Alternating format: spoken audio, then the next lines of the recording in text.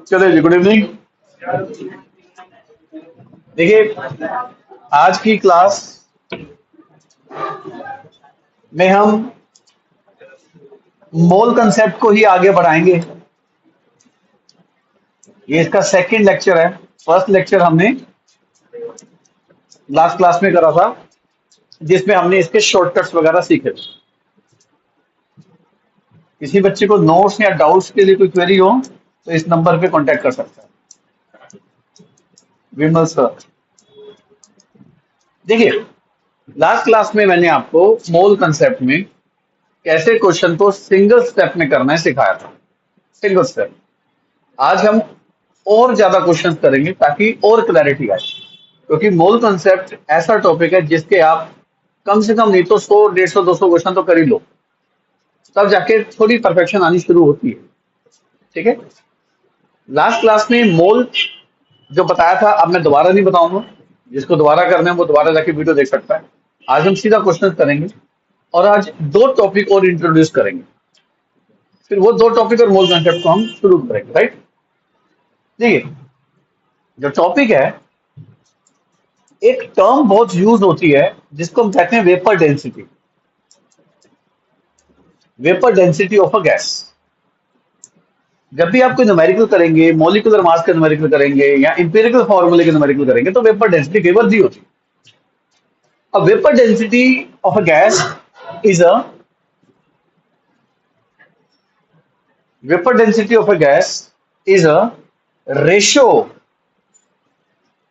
density of a gas with the density of hydrogen gas, ratio of density of gas with the density of hydrogen gas under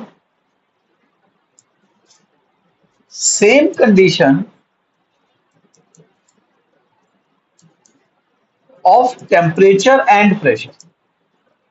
मतलब अगर हम उस gas की density की ratio लें hydrogen gas की density के साथ, वो जो रेशियो होगी वो वेपर डेंसिटी होगी। ये कह रहा है, ये मतलब यानी कि हम जो वेपर डेंसिटी की बात करते हैं वो किसके रिस्पेक्ट में होती है? This is with respect to hydrogen gas. ये आपको याद करना है पहली बात। तो एक फॉर्मूला होता है, pressure of a gas is equal to density of a gas RT by molecular mass of a gas. ये एक फॉर्मूला होता है। अब इस फॉर्मूले को भूल जाओ कैसे आया, अभी फिलहाल भूल जाओ। हालांकि एक इक्वेशन मैंने आपको सीबीएसई की क्लास में डिस्कस करी थी, इसको आइडियल गैस इक्वेशन कहते हैं। ये equation states of matter chapter में पढ़ाई जाती है, जो इस समय सीबीएसई से रिलेटेड है। आपने 11th में नहीं पढ़ना। जो 12th के बच्चे बैठे हैं उनको पता है सर ने 11th में एक चैप्टर नहीं पढ़ाया था। तो एक आइडियल गैस इक्वेशन होती है PV is equal to NRT. जब हम इस इक्वेशन को मोल का फॉर्मूला पुट करते हैं, मोल होता है मास अपॉन मॉलिक्यूलर मास। ये तो हम सीबीएसई में भी डिस्कस कर चुके हैं, ये तो एंट्रेंस में शॉर्टकट में भी डिस्कस कर चुके हैं। तो यहां से फॉर्मूला निकल के आता है P is equal to mass upon volume. आपने बचपन से पढ़ा डेंसिटी होती है, मास अपॉन वॉल्यूम आपने बचपन से पढ़ा डेंसिटी होती है। तो मैं मास और वॉल्यूम की जगह डेंसिटी लिख रहा हूं, तो आपका फॉर्मूला बन जाएगा P is equal to DRT by M. ये एक फॉर्मूला होता है जो मैं फिर कहूंगा आपको याद नहीं करना, जो आपको याद नहीं करना। तो अगर मैं यहां से डेंसिटी ऑफ अ गैस कहूं तो डेंसिटी ऑफ गैस का फॉर्मूला होता है PM अपॉन RT। ये किसी भी गैस की डेंसिटी का फॉर्मूला है। तो अगर मैं इस रेशियो वाले फॉर्मूले में डेंसिटी ऑफ गैस और डेंसिटी ऑफ हाइड्रोजन गैस की जगह PM बाई RT को पुट करता हूं, जरा देखते हैं क्या आता है। जरा देखते हैं क्या आता है, आओ जरा देखते हैं। हमने क्या किया, डेंसिटी ऑफ गैस की जगह पुट कर दिया pressure of a gas molecular mass of a gas divided by R into T, temperature of a gas. तो ये डेंसिटी ऑफ अ गैस होगी ये वाली, whole divided by density of hydrogen gas. अब डेंसिटी ऑफ हाइड्रोजन गैस क्या होगी? Pressure of hydrogen gas into molecular mass of hydrogen gas upon R into temperature of hydrogen gas. और यहां पे आपने देखा कि जब मैंने रेशियो ली, मैंने यहां पर एज्यूम कर लिया कि टेम्परेचर और प्रेशर इन दोनों गैस का सेम है। तो यानी कि अगर टेम्परेचर प्रेशर सेम है तो पी कट जाएगा क्योंकि प्रेशर सेम है दोनों गैसेस का, टी भी कट जाएगा क्योंकि टेम्परेचर सेम है। आर एक कांस्टेंट होता है जिसकी वैल्यू आपको याद कराई जाएगी 11th क्लास के बच्चों को, आगे चलते 12th क्लास के बच्चों को इसकी वैल्यू रटी हुई। यहां पे सब कुछ अगर कट जाएगा तो यहां बच्चे के पास बचेगा क्या? बच्चे के पास बचेगा vapour density of a gas is equal to molecular mass of a gas divided by molecular mass of hydrogen gas. तो यहां पर वेपर डेंसिटी का फॉर्मूला आ गया molecular mass of a gas divided by, सारी दुनिया जानती है हाइड्रोजन का मॉलिक्यूलर मास 2 होता है। तो आपको अगर मॉलिक्यूलर मास किसी भी गैस का चाहिए हो और आपको वेपर डेंसिटी गिवन हो, आप उसको किससे मल्टीप्लाई कर देना, सिर्फ 2 से मल्टीप्लाई कर देना, आपके पास मॉलिक्यूलर मास आ जाएगा उस गैस का। मेरे पास हो जाएगी।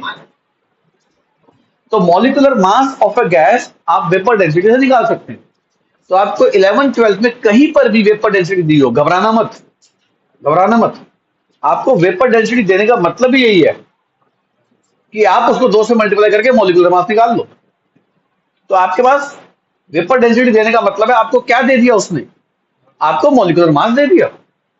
यानी कि अगर किसी भी गैस की वेपर डेंसिटी 40 है तो उस गैस का मॉलिक्यूलर मास होगा 80, और अगर किसी भी गैस का मॉलिक्यूलर मास 100 है तो उसकी वेपर डेंसिटी होगी 50। ये छोटी सी एक बात आप दिमाग में लेके चलना। यहां तक की बात क्लियर है? किसी को कोई डाउट है? ठीक है जी। तो यहां पर एक बार क्वेश्चन ये आया था, यहां पर एक बार क्वेश्चन ये आया था कि if atomic mass of hydrogen is taken as 10, कह रहा है अगर हम हाइड्रोजन का एटॉमिक मास 10 ले लेते तो फिर मॉलिक्यूलर मास और वेपर डेंसिटी का क्या रिलेशन होता? तो आप खुद सोचो, अगर अगर हाइड्रोजन को हम 10 मान लेते तो molecular mass of H2 gas 20 हो जाता। मॉलिक्यूलर मास ऑफ H2 क्या हो जाता फिर? 20, क्योंकि 10 इंटू 2 20 होता है। तो फिर 20 into vapour density molecular mass होता। तो फिर अगर हाइड्रोजन को 10 माना होता तो यहां पे क्या लिखा है? 2 इंटू वेपर डेंसिटी। तो फिर molecular mass of A gas क्या होता? फिर वो होता 20 इंटू वेपर डेंसिटी। ये बात समझ आ गई थी? ये क्वेश्चन सिंपल था, बेसिक लेवल का क्वेश्चन आया। अभी मैं आपको इसका एक और क्वेश्चन करा देता हूं इसी सेम टॉपिक का। अभी वेट कर लो, अभी क्वेश्चन कराता हूं। पहले मैं एक टॉपिक और ऐड करा दूं, एक टॉपिक ऐड करा के फिर मैं आपको और इसके क्वेश्चन कराता हूं। देखिए, एक टॉपिक आपको परसेंटेज ऑफ एटम का करना है इन अ मॉलिक्यूल। हालांकि ये टॉपिक बच्चे वाला है, पर इस टॉपिक से मैं एक टॉपिक का फॉर्मूला डिराइव करवा दूंगा। और उस टॉपिक की बात अगर मैं करूं, पिछले 10 सालों में जेईई नीट में क्वेश्चन आ रहा है। पहले एक सिंपल सा टॉपिक करते हैं, फिर मैं उस लेवल तक लेके जाऊंगा आप। जैसे मान लो C2H6 में आपने परसेंटेज ऑफ कार्बन निकालनी, तो परसेंटेज ऑफ कार्बन होगी कार्बन का एटॉमिक मास मल्टीप्लाइड बाय 2। इससे क्या हो जाएगा? इससे कार्बन का सारा मास आ जाएगा, होल डिवाइडेड बाय पूरे मॉलिक्यूल का मॉलिक्यूलर मास, पूरे मॉलिक्यूल का मॉलिक्यूलर मास। और इसको मैं मल्टीप्लाई कर दूंगा किससे? परसेंटेज ऐसी निकलती है। परसेंटेज कैसे निकलती है? किसी भी एटम का मास डिवाइडेड बाय किसी भी एटम का total mass divided by total molecular mass into में 100। परसेंटेज ऐसे निकालते आए हो। तो यहां पे हम कार्बन की परसेंटेज निकालेंगे 12 into 2 molecular mass 24 plus 6 30 multiplied by 100। यहां से आप परसेंटेज किसके निकाल लेंगे? कार्बन के निकाल लेंगे। चलो एक और क्वेश्चन कराता हूं। मान लो अगर आपको कहता C6H6 में what is the percentage of carbon, तो आप कहते कि percentage of carbon is equal to 6 into atomic mass, 6 into atomic mass. हालांकि आपको ये क्वेश्चन आएगा, ये फॉर्मूला थोड़ा पुट करोगे आप तो सीधा लिखोगे 6 × 12 डिवाइडेड बाय इस पूरे मॉलिक्यूल का मॉलिक्यूलर मास, पूरे मॉलिक्यूल का molecular mass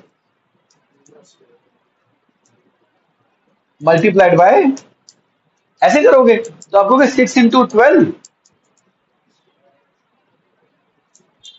divided by molecular mass 72 + 6 78 multiplied by 100। Formula ये होता है परसेंटेज का। तो क्या मैं परसेंटेज ऑफ एटम का एक फॉर्मूला लिख दूं? Percentage of atom is equal to n into atomic mass divided by molecular mass. तो ये फॉर्मूले में किसी को कोई दिक्कत नहीं होनी चाहिए। किसी भी एटम की परसेंटेज कैसे निकालोगे भाई? वो कितने एटम इंटू उसका एटॉमिक मास। जैसे कार्बन 6 थे तो 6 × 12 कर दिया था, कार्बन 2 होते तो 2 × 12 कर दिया था। तो n into atomic mass divided bye किससे करोगे? मॉलिक्यूलर मास से, मॉलिक्यूलर मास से करोगे और इंटू बाय 100 कर दोगे, परसेंटेज ऑफ एटम आ जाएगी। अब मेरा पर्पस आपको एटम की परसेंटेज निकालना था ही नहीं, एक्चुअली मेरा एक टॉपिक ही नहीं था ये। बच्चों वाला टॉपिक तो मैं आपको कभी कराता भी ना इस बैच में। सीबीएसई के बैच में मैंने 10 मिनट में 5 मिनट में खत्म कर दिया। तो आपको क्या लगता है यहाँ बैच के ऊपर समय बताऊंगा? कभी नहीं बताऊंगा। पर उस फॉर्मूले को बनाने का एक कारण है, उस फॉर्मूले को बनाने का कारण है, कारण बताता हूँ क्या। ऐसे क्वेश्चन का ट्रेंड है जो अब कराओ, अब जाके चेक करना करो। अगर आपको कहे कि इफ इंसुलिन कंटेन्स 3.4% सल्फर, आपको याद है मेरी सीबीएसई की वर्कशीट में है क्वेश्चन, आपको एक स्टेप में करके दिखाऊंगा भी same question. If insulin contains 3.4% of sulfur, then what is the minimum molecular mass of insulin? ये क्वेश्चन जे नीट में आया हुआ है। एक्चुअली इंसुलिन एक बहुत बड़ा मॉलिक्यूल होता है, उस मॉलिक्यूल में सल्फर थोड़ा सा होता है, उस सल्फर की परसेंटेज दे दी आपको। कह रहा है कि आपको इंसुलिन का मॉलिक्यूलर मास निकालना है। आप इस क्वेश्चन को इस फॉर्मूले के दम पे कर सकते हो विद इन सेकंड। कैसे, मैं आपको सिखाता हूं। आपको परसेंटेज ऑफ एटम दे रखी है, परसेंटेज ऑफ सल्फर दे रखी है। परसेंटेज ऑफ सल्फर कितनी पुट कर दोगे आप? परसेंटेज ऑफ एटम 3.4 पुट कर दोगे। बात समझ आई? एन इंटू में एटॉमिक मास ऑफ सल्फर। आप बताओ, आपसे इंसुलिन का मिनिमम मास पूछा है। मिनिमम मास तभी आएगा जब एन की वैल्यू 1 होगी। एन की वैल्यू मिनिमम होगी तभी तो मिनिमम मॉलिक्यूलर मास आएगा।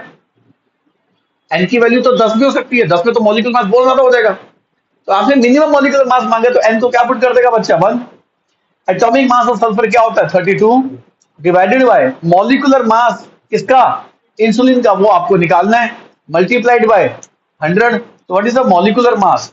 32 100 डिवाइडेड बाय 3.4, तो 32,000 डिवाइडेड बाय 34। आप इसको निकाल लो, आप इसको सोल्व कर लो। यहां से किसका मास आ जाएगा बच्चों? इंसुलिन का मिनिमम मॉलिक्यूलर मास आप निकाल सकते हैं। समझ आया मेरे बच्चे कैसे किया? समझ में आया नहीं आया? पर आपसे मिनिमम पूछा था। पर मान लो अगर ये कहता कि इंसुलिन के एक मॉलिक्यूल में 2 सल्फर है, मान लो अगर ये कहता, अगर इंसुलिन के एक मॉलिक्यूल में 2 सल्फर है तो एन को क्या पुट कर देते? 2। इंसुलिन के एक मॉलिक्यूल में 10 सल्फर है तो एन को क्या पुट कर देते? 10। आप मॉलिक्यूलर मास निकाल सकते थे, पर आपसे मिनिमम पूछा था तो एन को क्या पुट करना पड़ा आपको? एन को 1 पुट करना पड़ा। आपको ऐसे क्वेश्चन जो मैंने आपको सीबीएसई की क्लास में सिखाए हैं, यूनिटरी मेथड से सिखाए हैं, एंट्रेंस के बैच में डायरेक्ट करना सिखाऊंगा। फॉर्मूला समझ में आ गया? फॉर्मूला क्या है? Percentage of atom is equal to N into atomic mass upon molecular mass into 100। ये परसेंटेज ऑफ एटम तो हम करते ही हैं। और मैं आपको एक छोटा सा क्वेश्चन दिखाता हूं। ये देखिए,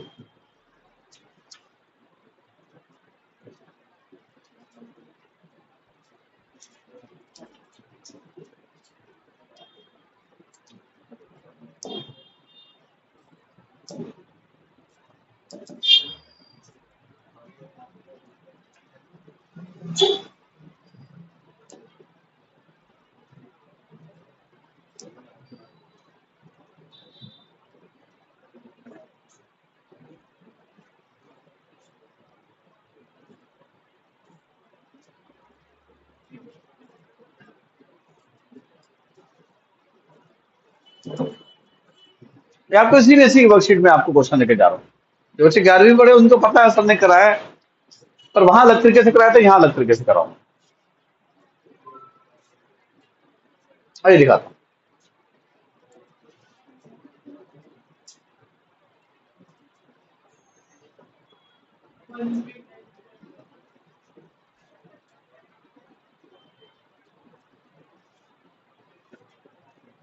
इससे पहले अच्छा था ना,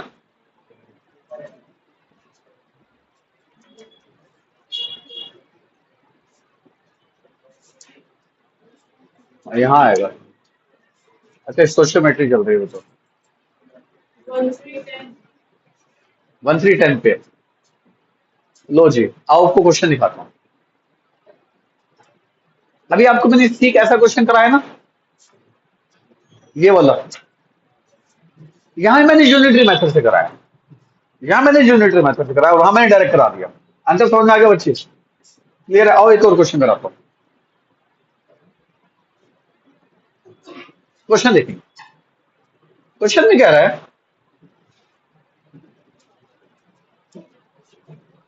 क्वेश्चन में क्या रहा है कि आरबीसी जो रेड कलर होता है वो ब्लड का हीमोग्लोबिन की वजह से होता है। आपने 10th में पढ़ा इतना। कह रहा है हीमोग्लोबिन कंटेन 0.335% आयरन। आपको यहाँ पे आयरन की क्या दे दी है उसने, परसेंटेज दे दी है, आयरन की परसेंटेज आ गई। कह रहा है 4 atom of iron are present in the 1 molecule of haemoglobin, यानी कि एक हीमोग्लोबिन में 4 एटम आयरन के। 10 भी हो सकते थे, उसने 4 कहा। और फायदे इनसे जुड़े होते हैं, बायो में पढ़ा होगा इन्होंने। What is the molecular mass of haemoglobin? कह रहे हीमोग्लोबिन का मॉलिक्यूलर मास निकालो। जब भी ऐसा क्वेश्चन आए, फॉर्मूला मेरे वाला चलेगा, यूनिटरी मेथड छोड़ दो, या यूनिटरी मेथड है छोड़ दो इसको।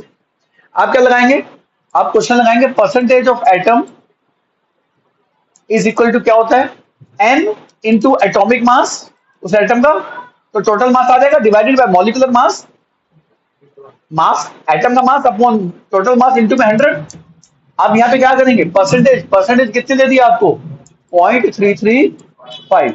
एन, एक हीमोग्लोबिन में कितने आयरन दे दिया आपको, 4 दे दिए। आयरन का एटॉमिक मास कितना हो गया, 56 पुट कर दो, छोड़ दो, इतनी एक्यूरेसी में मत जाना एंट्रेंस में। डिवाइडेड बाय क्या निकालना है आपको, मल्टीप्लाइड बाय 100।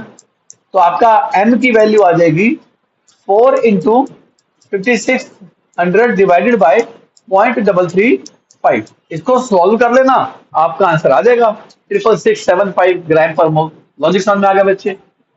इस स्टेप और इस स्टेप में डिफरेंस समझ में आ गया? यहाँ यूनिटरी मेथड था, वहां पर प्रॉपर शॉर्टकट में डायरेक्ट क्वेश्चन हमने कर देना है। आगे चलते हैं, ऐसा एक और क्वेश्चन दिखाता हूं।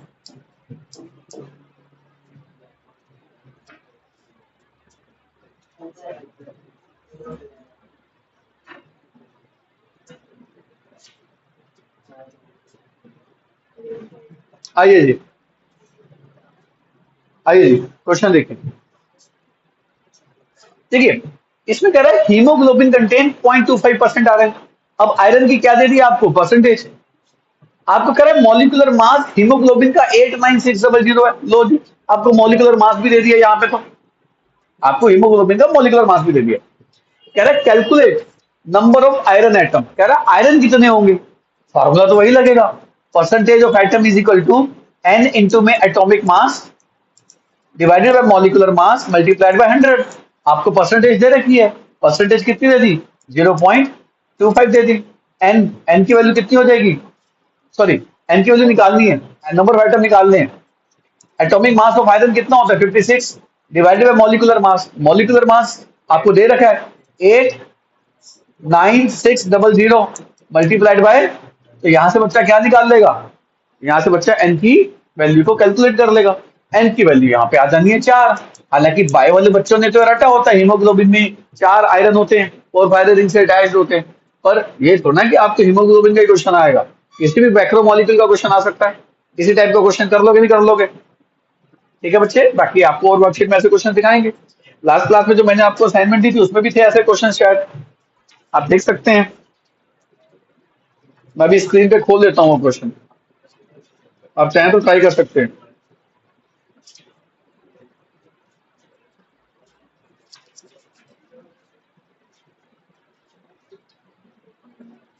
चलिए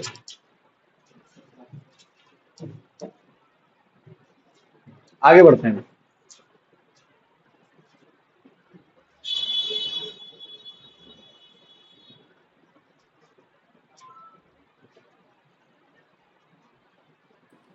सर नेटवर्क इशू हो रहा है आपकी तरफ से।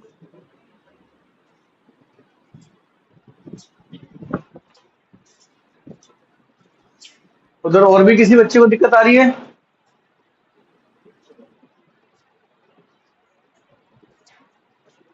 में और किसी बच्चे को दिक्कत आ रही है बच्चे उधर ऑनलाइन में? No sir. बेटा फिर आपका इशू है बेटा। Okay sir. और मैं आपको कुछ और क्वेश्चन कराता हूँ। मैं कुछ क्वेश्चन लिख देता हूँ, पहले वीडियो पॉज कर देते हैं, फिर आगे चल के इसको दोबारा ऑन कर देंगे।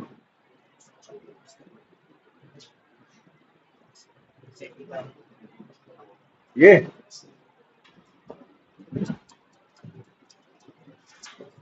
हाँ जी, देखिए,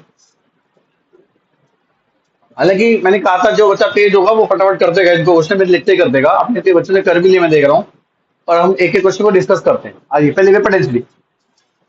यहाँ पे कह रहा है कि vapour density of gas A की वेपर डेंसिटी 4 टाइम्स बी, यानी कि vapour density of gas A is 4 times the vapour density of gas B. यहाँ तक की बात समझ आ गई? इसमें कोई मुश्किल बात तो नहीं लिखी। If the molecular mass of B is M, कह रहे बी का जो मॉलिक्यूलर मास है, बी का मॉलिक्यूलर मास एम है। कह रहा है मॉलिक्यूलर मास ऑफ ए क्या होगा? ए का मॉलिक्यूलर मास क्या होगा? एक्स मान लें, ए का मॉलिक्यूलर मास। अच्छा, वेपर डेंसिटी मैंने अभी बताया क्या होती है। वेपर डेंसिटी किसी भी गैस की ट्वाइस इनटू मॉलिक्यूलर मास होती है। यह भी मैंने लिखा। तो क्या वेपर डेंसिटी ऑफ ए की जगह लिख सकता हूं 2 इंटू में molecular mass of A, sorry molecular mass is 2 times the vapour density. Sorry, तो वेपर डेंसिटी की जगह मैं लिख सकता हूं मॉलिक्यूलर मास अपॉन 2, ये लिख सकता हूं। इधर आ जाओ। अब आपको एक गिवन था, वैल्यू आपको गिवन थी। अब vapour density of A, vapour density of A की जगह क्या लिख दूंगा? Molecular mass of A divided by, ये बात समझ में आ गई थी? इसमें कोई दिक्कत? क्योंकि रिलेशन आपको मैंने अभी आज की क्लास में आती कराया। 4 times vapour density of B. अब मैं वेपर डेंसिटी ऑफ बी की जगह क्या लिख सकता हूं? Molecular mass of B. Molecular mass कितना दिया हुआ है बी का? वो तो एम दिया हुआ है, एम डिवाइडेड बाय 2। अब बताओ यहां से 2 से 2 कट जाएगा। What is the molecular mass of A? 4 times the molecular mass of B. Answer is very simple, 4 है। आप ओरली भी कर सकते थे उसको, और मुझको तो यहाँ पे करके दिखाना था, क्योंकि लास्ट क्लास में मैंने क्वेश्चन डायरेक्ट कर दिए थे, कई बच्चे घबरा गए थे क्या हो गया सर ये आंसर। तो इसलिए मैंने आपको स्टेप में कर दिया। आप इसको ओरली भी कर सकते थे। जब उसकी वेपर डेंसिटी 4 गुना है तो मॉलिक्यूलर मास भी उसका क्या होगा? 4 गुना ही होना है। लॉजिक समझ में आ गया? आगे बढ़े। विच of the following contain greatest number of atom? Last class में ये बात हुई थी, ग्रेटेस्ट नंबर ऑफ एटम। हम इस क्वेश्चन को पूरा सॉल्व नहीं करेंगे, हम इस क्वेश्चन को एवोगैड्रो नंबर की फॉर्म में सॉल्व करेंगे। बात समझ में आ गई? हाँ। अब 1 ग्राम, मैंने क्या कहा था? मास किससे डिवाइड होता है? मॉलिक्यूलर मास से। मास किससे डिवाइड होता है? मॉलिक्यूलर मास से। इसका मॉलिक्यूलर मास क्या आएगा? 48 प्लस 10 58। ये लो जी, mass upon molecular mass, moles आ गए। मोल्स को मल्टीप्लाई कर दोगे एवोगैड्रो नंबर से, नंबर ऑफ मॉलिक्यूल्स आ गए। पर उसने नंबर ऑफ मॉलिक्यूल नहीं पूछे, उसने कहा किसमें ज्यादा आइटम्स होंगे। अब बताओ, इसके एक मॉलिक्यूल में 14 आइटम दिख रहे हैं, 14 आइटम्स। तो इसको किससे मल्टीप्लाई कर दोगे? 14 से। एक रिलेशन ये हो गया मेरे बच्चे, एक रिलेशन ये हो गया। अब आप इसकी बात करो, मास अपॉन मॉलिक्यूलर मास। मॉलिक्यूलर मास कितना होता है? Into Avogadro's number. एवोगैड्रो से मल्टीप्लाई करते ही नंबर ऑफ मॉलिक्यूल्स आ जाएंगे। नंबर ऑफ मॉलिक्यूल एवोगैड्रो से आ गए। अब एक मॉलिक्यूल में एटम कितने हैं? तो एक रिलेशन ये आ गया आपके पास, ठीक है।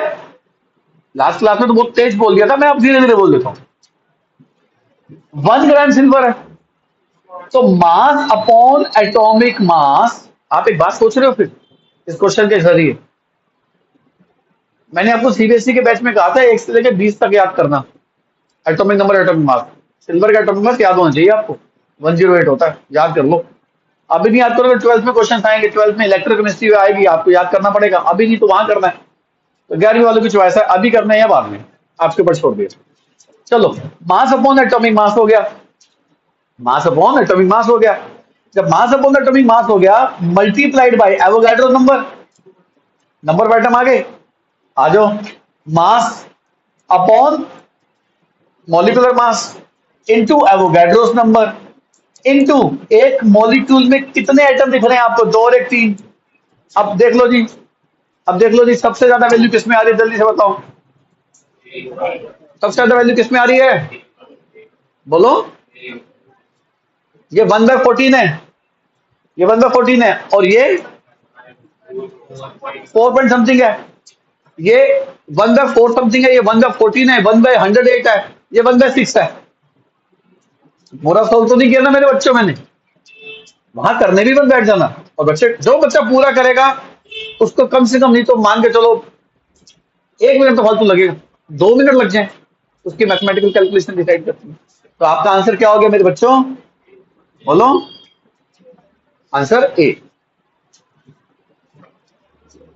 आ जाओ, कह रहा है number of sodium atoms in 2 mole of this, 2 mole of this, 2 mole of this. आप एक बात बताना, एक एक मोल में, 1 मोल में 4 मोल लग रहे हैं आपको? आपको लग रहा है 1 में 4 हैं? अरे Na4 है तो 1 में 4 है, तो 2 मोल में कितने मोल हो जाएंगे इसके, 8 मोल। कितने मोल हो जाएंगे मेरे बच्चे, 8 मोल। और 8 मोल मतलब क्या होता है, एवोगाड्रोस नंबर। आंसर देख लो जी, 8 को एवोगाड्रो से मल्टीप्लाई करना है, क्या लग रहा है, समझ आ गया। अरे 6 को 8 से तो मल्टीप्लाई करना है, 48 दिख तो रहा है। ये क्वेश्चन भी मेरी जो 11th क्लास की वर्कशीट है उसकी प्रॉब्लम फॉर प्रैक्टिस के अंदर है, ये क्वेश्चन चेक करना चाहते, चेक करना, ये है उसमें प्रॉब्लम फॉर प्रैक्टिस, समझ आ गया। पर वहां अलग अंदाज है बच्चे, यहाँ अंदाज आप मेरा देख चुके हैं अलग। क्या मेरे बच्चे, FeCl6, FeCl6 सोडियम फेरोसाइनाइड। और एक और मैं बात बता दूं आपको, अभी 11वीं के लिए मैंने क्वेश्चन में फॉर्मूला लिख दिया, पर जेई नीट या सीयूईटी चाहे तो आपको एग्जाम में फॉर्मूला ना देके आपकी मुसीबत बढ़ा सकती है। वो ऐसे लिख सकती है, सोडियम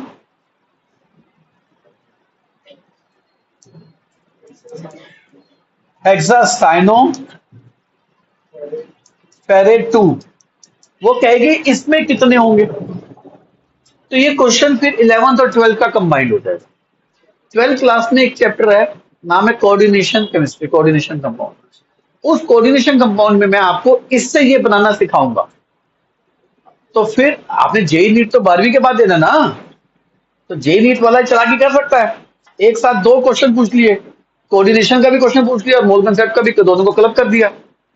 तो बच्चा पहले इस सोडियम हेक्सासाइनोफेरेट से क्या बनाएगा, फार्मूला, फार्मूले से फिर क्वेश्चन शुरू करेगा। पर 11वीं वालों घबराना मत, इससे कैसे बना छोड़ दो आप। यहाँ पे कई 12वीं वाले ऐसे बच्चे बैठे भी हैं जिनको चैप्टर नहीं आता, तो उनको भी छोड़ दो। पर यहाँ पे कुछ बच्चे 12th वाले भी बैठे हैं जो पास आउट हैं, उनको पता है इससे कैसे बनाना है। तो फिर आपको समझ में आ गया कि सब सही कह रहे हैं, एक टाइम बाद ये आ ही जाएगा, तो अभी इसको छोड़ दो। पर आप इसके माध्यम से तो कर ही सकते थे क्वेश्चन, बोलो। अच्छा, एक होता है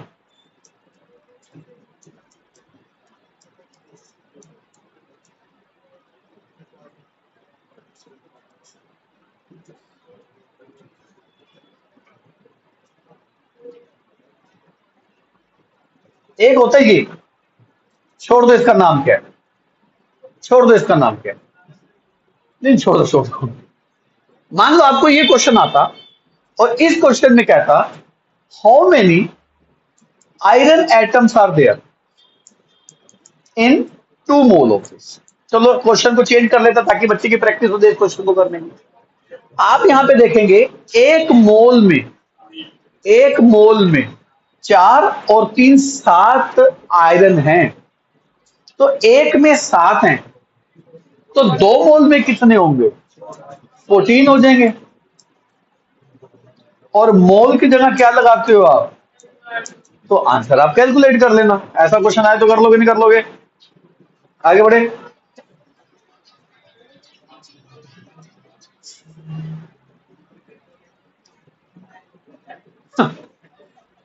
नेक्स्ट,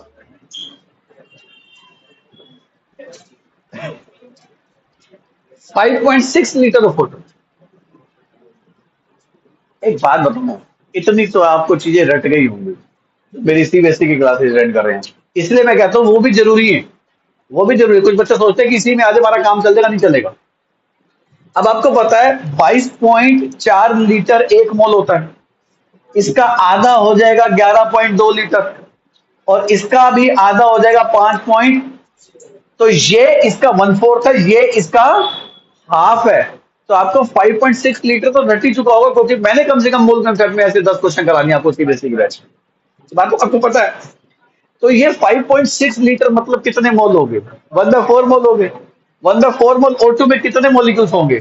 1/4 मोल। तो 1/4 हमें क्या पूछा? मॉलिक्यूल नहीं, हमें एटम पूछे हैं। क्वेश्चन में ट्विस्ट है, क्वेश्चन में ट्विस्ट है। तो 1/4 मोल, मोल की जगह क्या लगाऊंगा? एवोगैड्रो। ये क्या आएंगे? मॉलिक्यूल। और एक मॉलिक्यूल में कितने O हैं? तो किससे मल्टीप्लाई होगा ये? समझ आ गई बात बच्चे? तो एवोगैड्रो नंबर 2 से डिवाइड होगा। एवोगैड्रो नंबर 2 से डिवाइड होगा। आंसर समझ में आ गया बच्चे? तो ट्विस्ट है, एटम पूछे तो उसने मॉलिक्यूल नहीं पूछे। लॉजिक क्लियर है? आगे बढ़े। आप मॉलिक्यूल निकाल के जितने एटम है निकाल लो। यहां पे देखो, यहां पे ट्विस्ट है। इस क्वेश्चन में थोड़ा सा ट्विस्ट है। ट्विस्ट देखते हैं क्या है। कह रहा है 2 मोल एन एटम है, एन एटम, N2 मॉलिक्यूल नहीं। और यहां पर आपसे पूछा है कि इतने लीटर N2 गैस, इतने लीटर N2 गैस, इतने लीटर N2 गैस। तो जरा ध्यान देना, 2 मोल एन एटम से, 2 मोल एन एटम से 1 मोल N2 बनेगी भाई। अरे एक बात बताओ, 2 N जुड़ते हैं तब जाके 1 N2 बनती है ना। तो 2 मोल N जुड़ेंगे तो 1 मोल ही तो N2 बनेगी। और 1 मोल N2 का वॉल्यूम कितना होता है? बच्चों वाला क्वेश्चन था, पे ट्विस्ट डालता। अब यहां बच्चा क्या कर सकता था? हो सकता है बच्चा 2 मोल में 44.8 ले जाता, ये ट्विस्ट था। पर वहां 2 मोल एन एटम था, तो मामूली सा ट्विस्ट होगा। आप उसको देख के आप डील कर सकते हो। कुछ आगे बढ़े।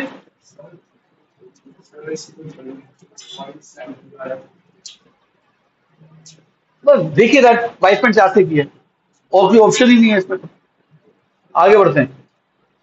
अब यहाँ पे देखो, एक और क्वेश्चन है। मैंने लास्ट क्लास में बात बताई होगी बच्चे, मैंने लास्ट क्लास में एक बात बोली थी, अगर कहीं लिखा हुआ है नंबर ऑफ ग्राम एटम्स, तो ये नंबर ऑफ मोल्स होता है, उस एटम के मोल्स होता है।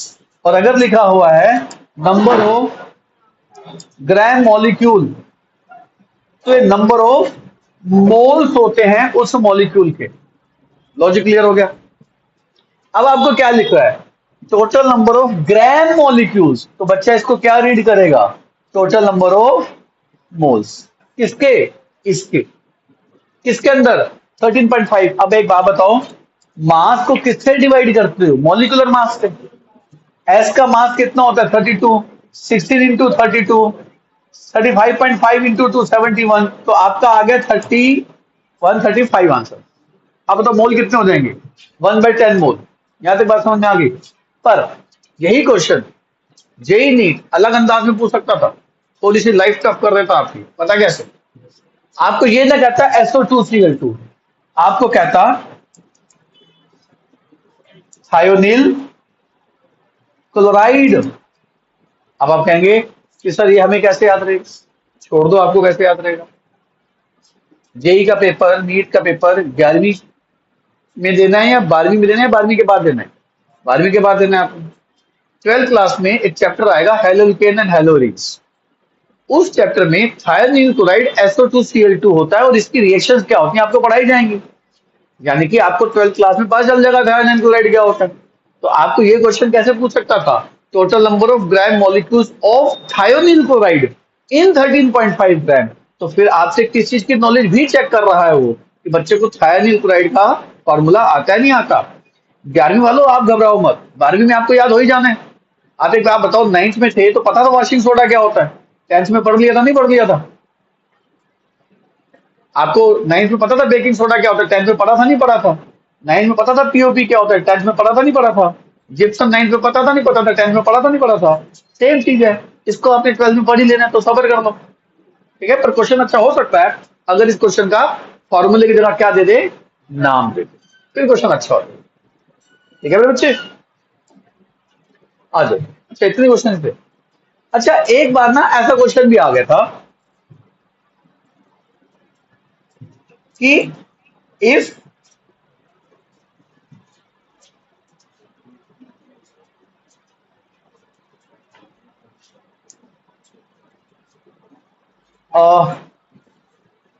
जैसे हम मास ऑफ एटम क्या लेते हैं, 1/12 मास ऑफ कार्बन एटम लेते हैं नहीं लेते? ठीक है जी, 1/12 मास ऑफ क्या लेते हैं, कार्बन एटम लेते हैं, रेफरेंस स्केल में लेते हैं नहीं लेते?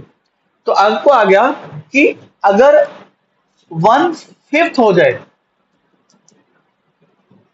Instead of 1/12 mass of carbon atom, मतलब कह रहा है कि रेफरेंस में हम 1/12 लेते हैं ना कार्बन एटम का। एटॉमिक मास में जब मैंने पढ़ाया था तो मैंने क्या कहा था, 1/12 मास ऑफ कार्बन एटम 1 होता है। तो कह रहा है कि अगर 1/12 की जगह क्या ले लिया जाए, 1/5 ले लिया जाए। अगर स्केल 1/12 की जगह क्या बना दिया जाए, 1/5 बना दिया जाए, then atomic mass of nitrogen क्या होगा। और आपको पता है 1/12 स्केल में एन का मास आपको दिया हुआ है, कितना होता है? जब 1/12 स्केल दिया जाता है तो एन का मास क्या होता है मेरे बच्चों, 14।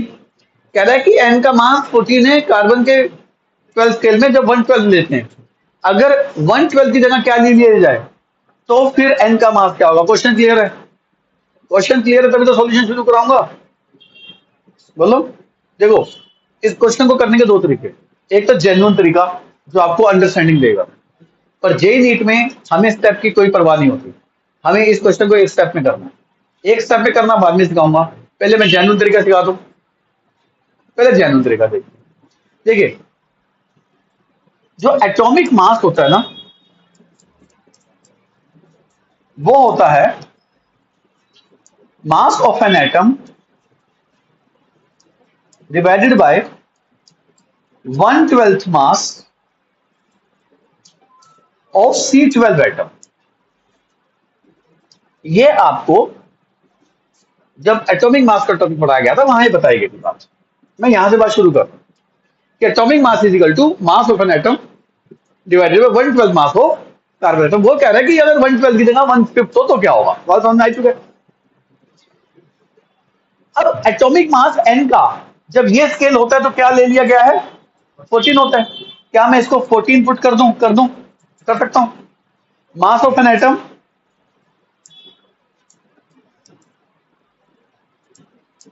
1/12 मास ऑफ कार्बन 12। ये बात समझ में आ गई। तो यहां से मास ऑफ एन एटम क्या आ जाएगा, mass of an atom will be equal to 14 into 1/12 mass of 1C12 atom. ये लॉजिक समझ में आ गया जी। पर अब उसने यही फॉर्मूला मैं यहां दोबारा नहीं लिखूंगा, पर मैं यही फॉर्मूला न्यू स्केल के हिसाब से कर दूंगा। कह रहा है अब एटॉमिक मास क्या होगा, पहले कितना है, पहले कितना है। अब मान लिया उसका एटॉमिक मास कितना हो गया, x हो गया। हमें नहीं पता कितना हो गया भाई। मास ऑफ एन एटम अब डिवाइड किससे होगा, 1/5 मास ऑफ कार्बन 12, इसमें कोई दिक्कत, मैंने फॉर्मूले पुट किया, ये फॉर्मूला इधर से इधर ले गया, 112 की जगह 150 पुट कर दिया, तो यहाँ पे मास ऑफ एन एटम क्या होगा,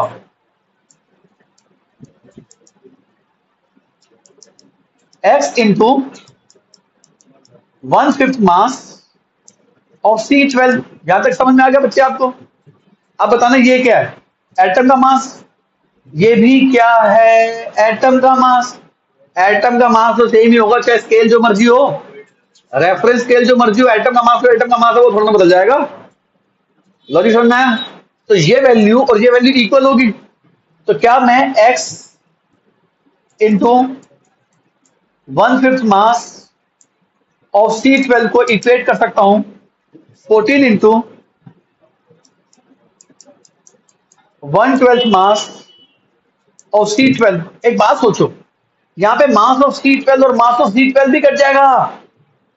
अरे सी एटम का मास यही भी होगा भाई, तो यहां पे x की वैल्यू क्या आ जाएगी, 5 इंटू 14 डिवाइडेड बाय, जल्दी बोलो सर, नागा जी क्लियर है, यानी कि 70 डिवाइडेड बाय, ठीक है जी, तो आपका आंसर आ जाएगा 5.8 समथिंग आ जाएगा। तो आपको ये क्लियर हो गया कि भैया अगर n का मास पहले 14 था और अब 112 की जगह 1/5 ले लें, तो अब n का मास क्या आने लगेगा, 5 पॉइंट। इतना टाइम लगा के जेई नीट का क्वेश्चन करोगे आप, कोई सेंस नहीं बनते। डायरेक्ट सिखा दूं, डायरेक्ट सिखा दूं, आ जाओ, नोट बड़ा घर जाके करो, नहीं इतना टाइम नहीं लगेगा। मैं देख रहा हूँ बच्चे नोट करें, कोई सेंस नहीं बनती, आप सिर्फ अंडरस्टैंडिंग पे ध्यान लगाओ। नोट तो आपको मैं पिछले साल के बच्चों को लेके दे दूंगा, कोई सेंस ही नहीं बनती, आप सिर्फ ध्यान अंडरस्टैंडिंग में लगाओ। इधर देखो, इधर देखिए बच्चे, इतना लंबा तरीका नहीं करेंगे, आप कहेंगे सर इतना आसान तरीका है। देखो, जब स्केल 12 से कंपेयर हो रहा था, मास कितना था, जब 1 से होने लग गया और जब 5 से कंपेयर होने लग गया, समझ में आगे बात, डायरेक्ट करेंगे आप, स्टेप में नहीं करेंगे, एक स्टेप पे क्वेश्चन करेंगे। मैं आपको ऐसा क्वेश्चन और करा देता हूं, छोड़ दो ये क्वेश्चन, मैं आपको ऐसा क्वेश्चन और कराता हूं। ये देखो, अगर आपको कहे if 1 by if 1 by 8, same question हो जाएगा इंस्टेड ऑफ 1 बाय 12, ठीक है जी, then atomic mass of mg will be, आपको mg का मास पता ही है, कार्बन 12 के स्केल में कितना आता है, 24, ये दिया होगा। यहां तक समझ में आ गया? क्वेश्चन ओरली करेंगे।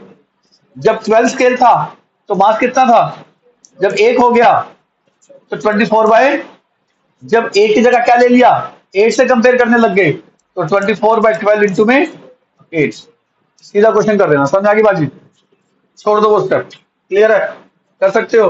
जरा बताना अगला क्वेश्चन, 1/8 की जगह 1 बाय 20th स्केल कर दिया, then atomic mass of argon will B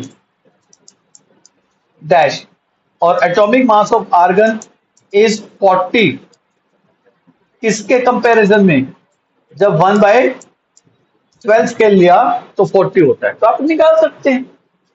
एक साइड में हो रहा नहीं हो रहा, बोलो,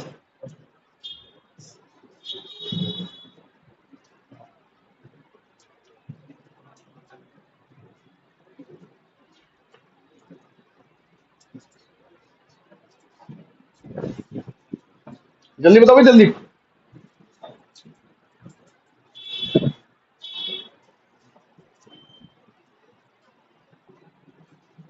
हाँ जी, आओ जी क्वेश्चन देखिए, ये क्वेश्चन मैंने सेम आपको अभी कराया, सेम क्वेश्चन नंबर 20, कि अगर 1/5 ले लें 112 की जगह तो फिर आंसर क्या होगा। डायरेक्ट कर दें, डायरेक्ट कर दें, कैसे होगा, 12 में 14, 8 में कितना, 5 में कितना, आंसर इज 5 पॉइंट।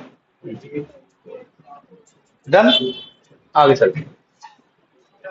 अब ये क्वेश्चन भी मैंने आपको इसी स्टाइल का क्वेश्चन आज आते ही कराया था, परसेंटेज वाला। बच्चा लेट था बेटा, घर जाकर रिकॉर्डिंग देख लेना इस बच्चे की। ये सेम क्वेश्चन मैंने कराया था। कह रहे 100 ग्राम सैंपल है, इतने परसेंट आयरन है। आयरन की क्या दे दी आपको? परसेंटेज दे दी। और आपको एक हीमोग्लोबिन में कितने आयरन दे दिए हैं? 4 दे दिए। कह रहे मोलिकुलर मास निकालो। तो मैंने आपको परसेंटेज का फॉर्मूला बताया था, n into atomic mass divided bye molecular mass. अच्छा n कितना दिया हुआ है आपको? n कितना दिया हुआ है? 4। तो अब मैं फॉर्मूला नहीं लिख रहा, सीधा वैल्यूज लिख रहा हूं। लॉजिक क्लियर हो गया? 4 into atomic mass into molecular mass into में क्या? 100 किसके इक्वल होती है? परसेंटेज के। परसेंटेज कितनी दे रखी है आपको? Percentage given is 0.34। 0.3। आप क्या निकाल लेना यहां पर? आप चेक करना आपके जितने भी टेस्ट सीरीज हुई ना, ऐसा क्वेश्चन हर पेपर में डाला उन्होंने। हर पेपर में ऐसा क्वेश्चन डाला आपके पेपर में, टेस्ट सीरीज में हर मॉड्यूल में ऐसा क्वेश्चन होगा। डायरेक्ट करना है। अब क्लियर होगी बात? बच्चा प्रैक्टिस कर लेना। ये बच्चा वो बता रहा है कि जिसने 11वीं 12वीं मॉड्यूल कर करके छान लिए, इसको पता है इस सच्चाई क्या है, इस क्वेश्चन की इंपॉर्टेंस क्या है, इसको पता है। कर लेना इस क्वेश्चन को एक स्टेप में, यूनिटरी मेथड से। यूनिटरी मेथड सीबीएसई में यहाँ पे डायरेक्ट। ठीक है, अब आपको एक आइडिया लग जाएगा ये कैलकुलेशन है। देखो ये पेपर मैंने तो नहीं बनाया, ये नीट का क्वेश्चन है। आपको अंदाजा हो जाएगा कि मेरी मैथमेटिकल कैलकुलेशन कहां स्टैंड करती है। पेपर आपके हिसाब से नहीं बनेगा, ये आपके लिए आईना है, यही कैलकुलेशन है। ठीक है बच्चे, आओ जी। नेक्स्ट क्वेश्चन कह रहा है 1 ग्राम एटम ऑफ नाइट्रोजन। अब ध्यान देना यहां पर, सबका ध्यान चाहता हूं। जब ये क्वेश्चन कराया तो मैंने अभी, ये क्वेश्चन अभी हुआ है। 1 ग्राम मतलब 1, ये क्या हो जाएगा? 1 मोल। 1 मोल an atom. 1 mole an atom है। 1 मोल एन एटम से N2 कितने बनेंगे? आधे। आधे मोल बनेंगे नहीं बनेंगे? अरे 1 मोल से आधा बनेगा। 2 से 1 बनता है ना, 2 N मिल जाए तो N2 बनता है ना। तो 1 मोल से कितने बनेंगे? आधे मोल। और आधे मोल का क्या पूछ रहा है? आधे मोल में इतने मॉलिक्यूल तो होंगे नहीं, मॉलिक्यूल भी आधे होंगे। आधे मोल में इतना वॉल्यूम होगा नहीं, वॉल्यूम भी आधा हो जाएगा 22.4 का। आधे मोल में 11 पॉइंट होगा ये। Yes, answer is 11। क्लियर है? फंसाया कहां? ऊपर दिया है मोल ऑफ एटम, नीचे दिया है मॉलिक्यूल का वॉल्यूम। ऐसा क्वेश्चन हमने किया आज। नेक्स्ट क्वेश्चन देखेंगे जी। कह रहा है which is correct for 10 gram of calcium carbonate. अब मेरे सीबीएसई के लेक्चर में कैल्शियम कार्बोनेट का मॉलिक्यूलर मास 100 रटवाया हुआ है, 100 रटवाया हुआ है। अब आपको इंपॉर्टेंस समझ में आ रही है बच्चे? जो पहला लेक्चर था कहां काम आएगा सोच नहीं सकते। अब 10 ग्राम कैल्शियम कार्बोनेट का मतलब हो गया कितने मोल? आओ क्वेश्चन करते हैं। कह रहा है इसमें 1 ग्राम एटम, इसको रीड कैसे करेंगे जल्दी बताओ। क्या 0.1 मोल कैल्शियम कार्बोनेट में 1 मोल कार्बन होगा? नहीं होगा। 0.3 इसको क्या रीड करोगे? मोल। क्या 0.3 मोल ऑक्सीजन होंगे? होंगे। 0.1 मोल में 3 है, एक में 3 है, एक में 3 है, तो 0.1 में कितने हो जाएंगे? तो यस, आगे बढ़े। क्लियर? नेक्स्ट क्वेश्चन देखो क्या कह रहा है। कह रहा है कितने ऑक्सीजन एटम होंगे? ऑक्सीजन एटम, वही वाली बात आगे बच्चे। इतने ग्राम मैग्नीशियम बाइकार्बोनेट। सबसे पहले तो आपको मैग्नीशियम बाइकार्बोनेट का फॉर्मूला आना चाहिए, जो 10th में सिखाया होगा आपके टीचर ने आपको। और मुझे तो पता है अभी 11th में बच्चे ने बैठा ना, आधे बच्चे नहीं कर पाएंगे इसका फॉर्मूला। अरे ध्यान दो इधर, मैंने पहले कह दिया गलत बोलोगे, फिर गलत बोल जा रहे हो। मैग्नीशियम की वैलेंसी होती है 2, बाइकार्बोनेट की होती है 1। तो फॉर्मूला बन जाएगा Mg1HCO3 होल ट्वाइस। ये फॉर्मूला हो गया। अब इसका मॉलिक्यूलर मास निकालो। मैग्नीशियम का क्या होता है? 24, 1, 12, 13, 13 प्लस 48, 13 प्लस 48, 60, 61 इंटू 2, 120। ठीक है जी, कितना आ जाएगा? 146। यानी कि 0.1 मोल हो गया। अरे मास अपन मॉलिक्यूलर मास 0.1 मोल हो गया।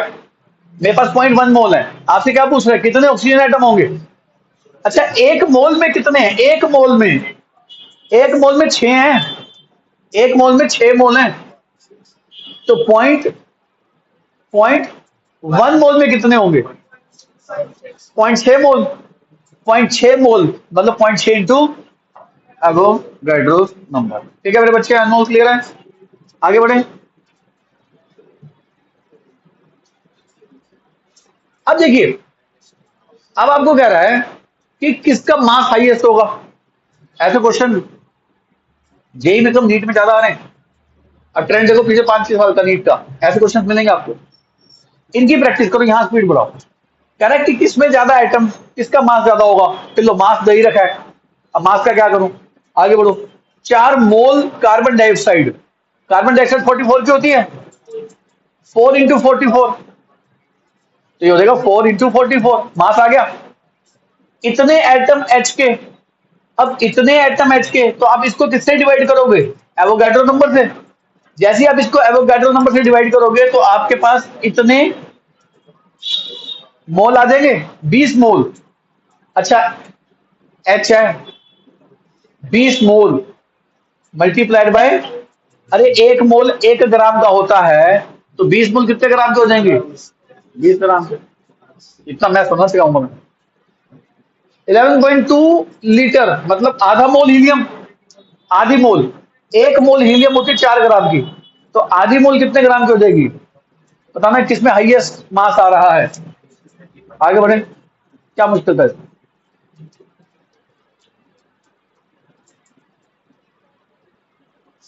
ये बढ़िया क्वेश्चन है, ये बढ़िया क्वेश्चन है, ध्यान देना।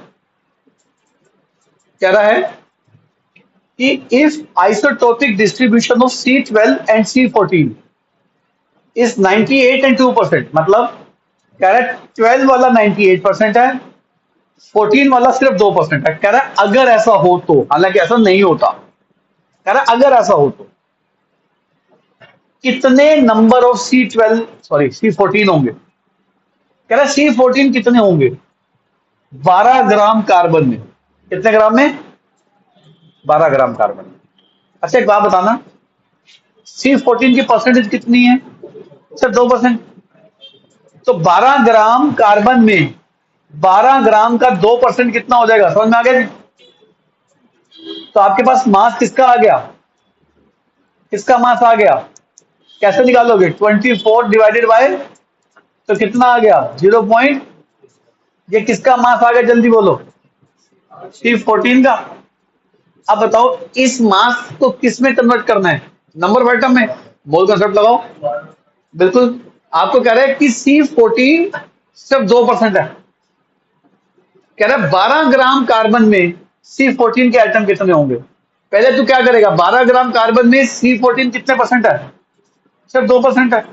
तो 12 ग्राम कार्बन का 2% मास, C14 का मास आ जाएगा। तो तूने मास C14 का निकाल लिया क्या, 12 ग्राम का 2%, 12 ग्राम का 2% कितना हो गया, इतना ग्राम। ये मास किसका आ गया, C14 का मास आ गया। अब मोल कंसेप्ट लगा दे। अब मोल कंसेप्ट में क्या करता था, number upon Avogadro number is equal to mass upon atomic mass, ये फॉर्मूला होता था ना मोल कंसेप्ट में। लगा, नंबर निकालना है इज इक्वल टू एवोगाड्रो ऊपर ले जा, मास कितना मास है उसका 0.24। हाँ एटॉमिक मास कितना लेंगे जरा सोच लो, एटॉमिक मास 14 लेंगे क्योंकि 14 वाले की बात कर रहा है, डिवाइडेड बाय 14। घर जाके कर लोगे इसको, क्लियर है बच्चे, कैसे किया, कंसेप्ट तो वही लगना है।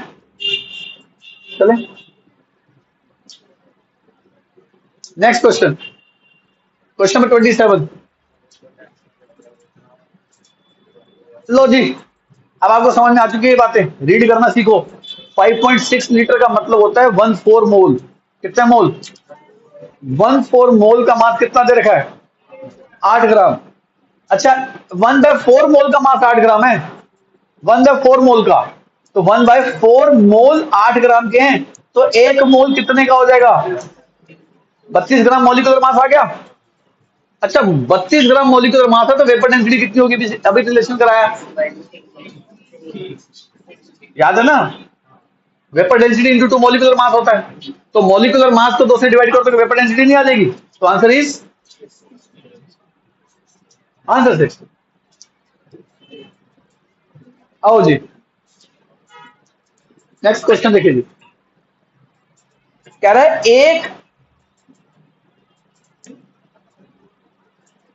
एक एटम इतने ग्राम का है, एटॉमिक मास निकाल लो, फिर मोल कंसेप्ट लगेगा। कैसे? 1, अच्छा बताना नंबर किससे डिवाइड होता है? एवोगाड्रो से। मास किससे डिवाइड होता है?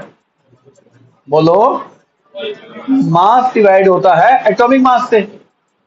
तो आपसे यही तो पूछा, निकाल लोगे नहीं निकाल लोगे? अरे एवोगाड्रो से मल्टीप्लाई कर देना, कैलकुलेशन आसान है, कैलकुलेशन मुश्किल नहीं है। क्लियर हो गया? अच्छा आज से भी निकाल लिया, बढ़िया बात है।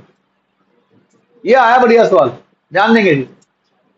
कह रहा है अगर सल्फ्यूरिक एसिड ऐसे टूटे, सल्फ्यूरिक एसिड ऐसे आयनाइज हो, आयनाइज मतलब टूटना होता है, आम भाषा में बोल रहा हूं, टोटल नंबर ऑफ आयन कितने पैदा होंगे अगर 0.1 मोल सल्फ्यूरिक एसिड होगा? सिंपल क्वेश्चन है, ध्यान देंगे इधर। एक मोल से कितने मोल आयन के पैदा हो रहे हैं, जरा गिनना जरा। एक मोल से कितने आयन पैदा हो रहे हैं? 3 मोल, 2 इसके 1 इसके। क्या ये कोई मुश्किल चीज लिखे यहां पर? 1 से 3 बनते हैं, तो आपके पास मोल कितने हैं भाई? मोल कितने बच्चों? तो 0.1 से कितने बन जाएंगे? 0.3 मोल आयंस के बन जाएंगे।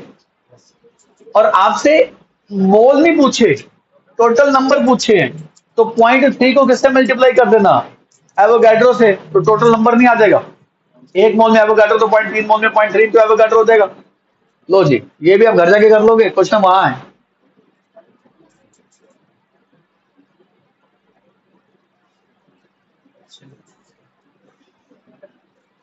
वो रीड नहीं कर रहा आज। लो जी,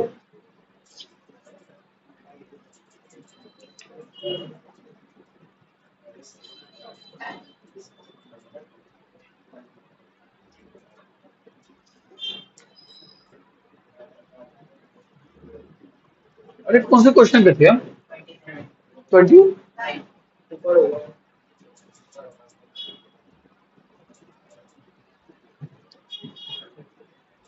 ये रहा, हाँ तो ये ऑप्शन मैच कर लेना। तो 0.3 को किससे मल्टीप्लाई कर देना? 0.3 को एवोगाड्रो से मल्टीप्लाई कर देना, हो जाएगा। फोर्थ ऑप्शन आ जाएगी। लो जी, क्वेश्चन देखिए।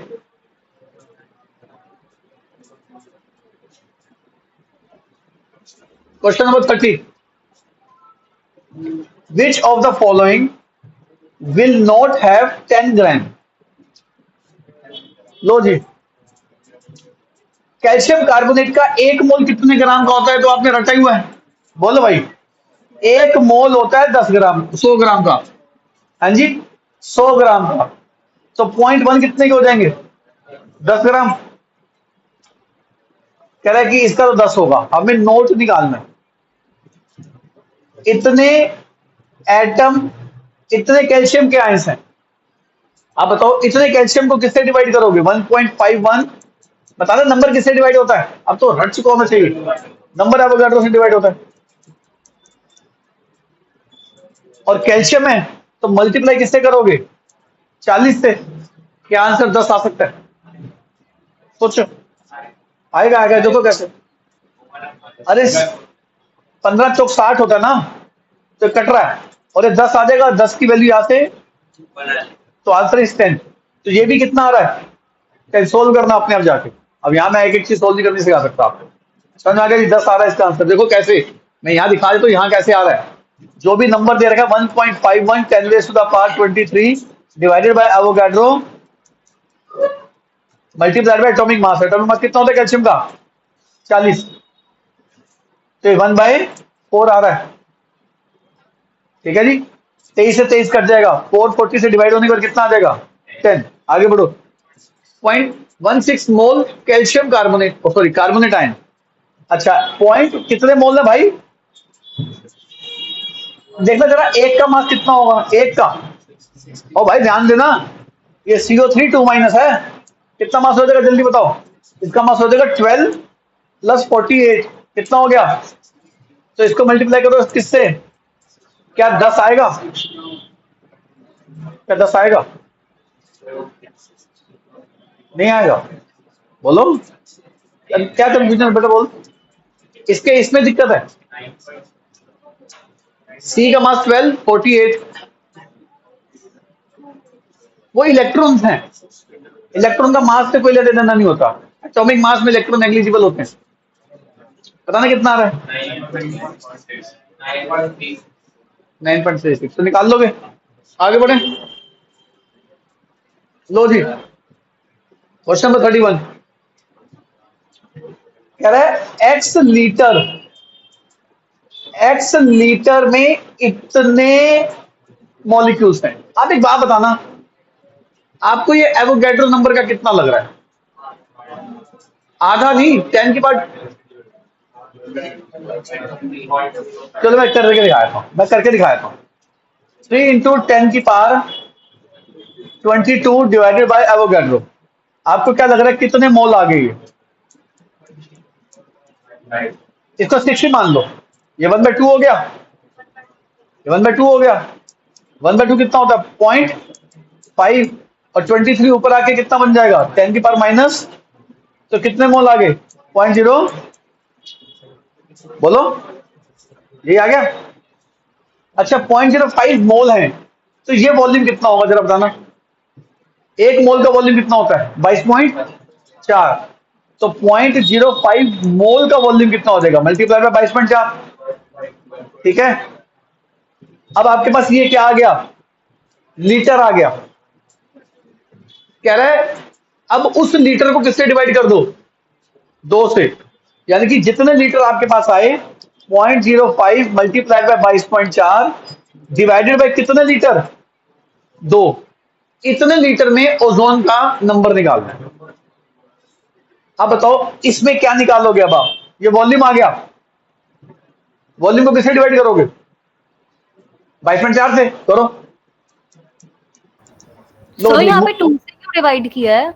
ये पूछा बच्ची देख, x/2 लीटर ऑफ ओजोन पूछा है, तो जो भी तेरा x निकला उसको 2 से डिवाइड करेगी तभी ओजोन का वॉल्यूम आएगा। तो ओजोन का वॉल्यूम कितना दे रखा है x/2, समझ आ गया x/2 कैसे किया है। अरे क्वेश्चन की डिमांड है, क्वेश्चन देखो क्या कह रहा है x लीटर में इतने मॉलिक्यूल हैं, तो x/2 लीटर ओजोन में कितने होंगे। तो आप सबसे पहले इतने मॉलिक्यूल से क्या निकालोगे मोल्स, फिर मोल से क्या निकाल लोगे वॉल्यूम, वॉल्यूम कितना आया ये आया, फिर इतने वॉल्यूम को 2 से डिवाइड करो, फिर जो भी वॉल्यूम निकला 2 से डिवाइड कर दिया, वॉल्यूम आ गया। अब वॉल्यूम को 22.4 से डिवाइड कर दोगे तो मोल्स आ जाएंगे, तो मोल्स कितने आ गए आपके पास 0.05 डिवाइडेड बाय 2 मोल्स आ गए। पर उसने क्या पूछा है ओजोन के क्या निकालने हैं मॉलिक्यूल्स, तो मोल की जगह क्या लगा दोगे, मोल की जगह क्या लगा दोगे, तो नंबर ऑफ मॉलिक्यूल्स नहीं आ जाएंगे। देखना कितने आ रहा आंसर, देखो ठीक है।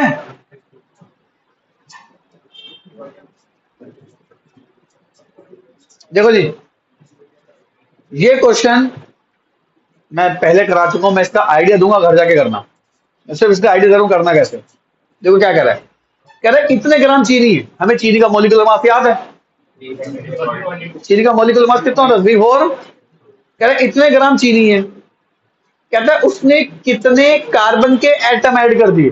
इधर बेटा इधर ध्यान से देखियो, आप क्वेश्चन सुनते नहीं फिर कहते सर दोबारा बताओ। कह रहा है इतने ग्राम चीनी है, इतने ग्राम चीनी में कार्बन के एटम कितने होंगे। पहले क्या करेंगे, हमें जो भी मास दे रखा है उसको डिवाइड किससे करेंगे, क्या आ जाएंगे मोल, मोल को किससे मल्टीप्लाई करेंगे आ जाएंगे मॉलिक्यूल, मॉलिक्यूल को किससे मल्टीप्लाई करेंगे 12 से, क्योंकि एक में 12 है, तो आ जाएंगे कार्बन के एटम। घर जाके ट्राई कर लोगे इसको, घर जाके ट्राई कर लेना एक बार मुझसे करने के बाद आप ब्रेन को ऐसी ट्रेनिंग दें कि मैं इसको खुद कर सकता हूँ। ब्रेन को जब तक पता ही नहीं होगा मैं कर सकता हूँ, एग्जाम में कैसे करोगे आप? यहाँ तो मैं करके दिखा रहा हूँ आपको।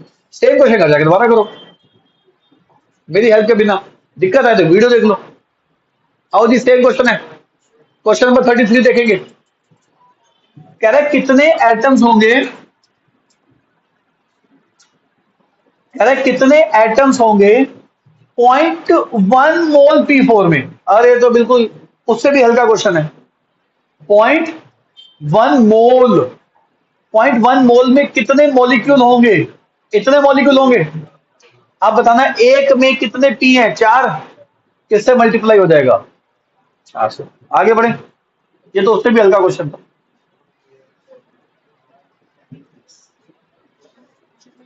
विच of the following contain maximum number of molecules. अब मैंने आपको लास्ट क्लास में कहा था कभी भी ऐसा क्वेश्चन आए आप मोल निकाल लो तो आपका क्वेश्चन हो जाएगा। आप देखो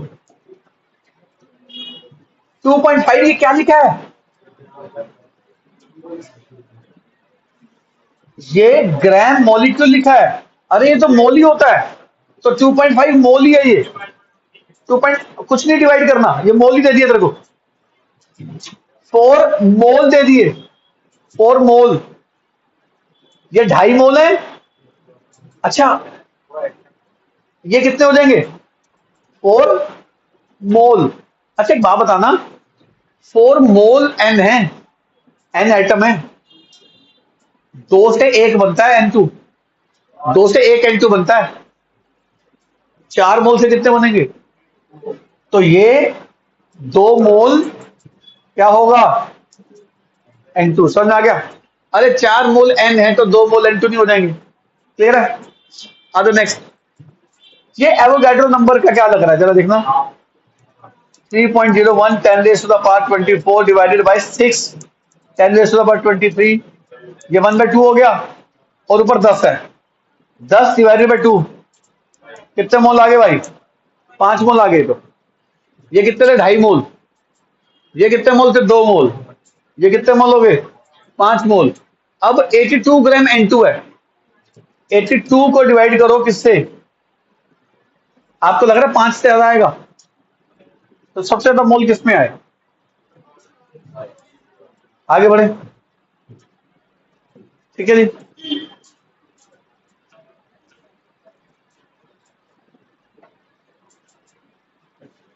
देखिए जी, ये क्वेश्चन मेरी लास्ट क्लास की असाइनमेंट में था, वहां से निकाल लेना। ये नहीं करा रहा, ये मैंने करा दिया था। लास्ट क्लास की रिकॉर्डिंग में है, जाके चेक कर लेना। कह रहा है सबसे ज्यादा मैक्सिमम वॉल्यूम किसका होगा? निकाल लेते हैं, निकाल लेते हैं। जिसके मोल ज्यादा होंगे उसके वॉल्यूम ज्यादा होगा। तो वॉल्यूम निकाल दूं या डायरेक्ट कर दूं? डायरेक्ट भी कर देते हैं। 12.8 ग्राम मास को मॉलिक्यूलर मास से डिवाइड करो, कितना आ जाएगा? इतने मोल्स। आपको क्या लग रहा है कितने मोल्स हो गए? 0.2 मोल आ गए। इसको देखना जरा, इसको डिवाइड करोगे एवोगाड्रो से तो 6 और 6 से कट जाएगा, -30 आके ऊपर ये कितने मोल ले आएगा? ये भी कितने मोल हैं? आगे बढ़े, ये सीधा कितने मोल दे दिए और ये कितने मोल दे दिए? ध्यान दे, ये देखना ये क्या है? ये 1 मोल। है सबसे ज्यादा मोल किसके हैं? जिसके मोल ज्यादा होंगे उसका क्या ज्यादा होगा? वॉल्यूम। तो आंसर क्या हो जाएगा?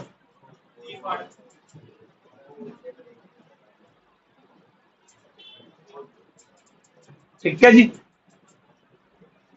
अब बच्चा पता कहां फंसता है? बच्चा 1 ग्राम मोलिक्यूल, इसको 1 ग्राम कर देता बच्चा, और 1 ग्राम से 22.4 से डिवाइड करके मोल निकालता है, वहां बच्चा फंसता है। तो ग्राम मोलिक्यूल मीन्स उस मोलिक्यूल के मोल, ग्राम एटम मीन्स उस एटम के मोल।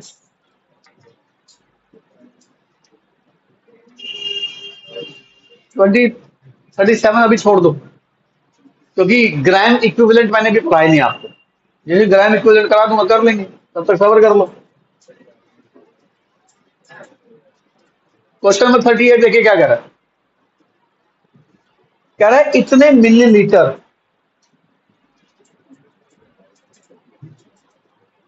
इतने मिलीलीटर एक गैस है, उस गैस में कितने एटम है भाई?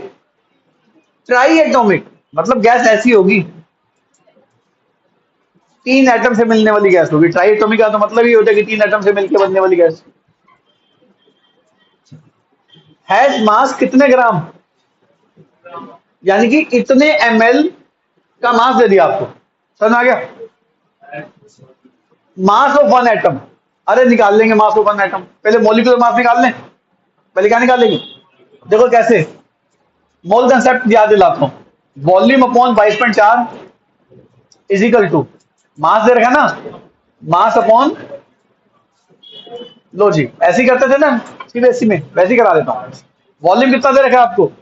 224 मिली है, मिली डिवाइडेड बाय 22.4। तो जब इस डेसिमल को हटाओगे तो ऊपर क्या आ जाएगा? 10, ये कट जाएगा तो आपके पास कितना बच जाएगा? 10 की power -2 is equal to what? Is equal to mass. Mass कितना दे रखा है उसका? डिवाइडेड बाय किसका? Molecular mass. किसका मॉलिक्यूलर मास भाई? समझ में आ गया? अच्छा, मॉलिक्यूलर मास की वैल्यू कितनी आ रही है चेक करना। इसको ऊपर ले जाए, इसको ऊपर ले जाए, 100 आ जाएगा। अच्छा, आपसे मॉलिक्यूलर मास नहीं पूछा, आपको कह रहा है एक एटम का मास कितना होगा। 3 एटम का मास 100 है, 3 एटम का मास 100 है, तो एक एटम का मास कितना हो जाएगा? 100/3। पर आपसे एक एटम का मास पूछा है, मैंने 1 मोल का निकाल दिया, तो आप क्या करेंगे? 1 मोल एक्स का मास कितना आ जाएगा? 100/3। फिर आप इसको किससे मल्टीप्लाई करेंगे? बोलो, एवोगाड्रो से, तभी तो एटम आएंगे। नहीं, सॉरी सॉरी सॉरी सॉरी बच्चे, अब सुन लो 100/3 यू आ जाएगा। 100/3 क्या आ जाएगा? एटॉमिक मास आ गया। और मैंने क्या कहा था? यू को हटा दो तो आंसर क्राइम में आ जाता है। तो कितना आ जाएगा? 100/3। और यू की वैल्यू क्या याद कराई थी आपको? आप कर लोगे, अब हो जाएगा ना क्वेश्चन।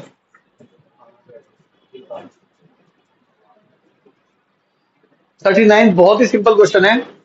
एक इलेक्ट्रॉन का मास दे रखा है, 1 मोल का पूछा है। 1 मोल में कितना होते हैं? Avogadro number. तो 1 का मास पता है, एवोगाड्रो का मास निकाल लो। ये तो यूनिटरी मेथड भी। क्वेश्चन नंबर 40, क्वेश्चन नंबर 40 देखिए जी। कह रहा है अमोनियम फॉस्फेट है। क्या है? अमोनियम फॉस्फेट है।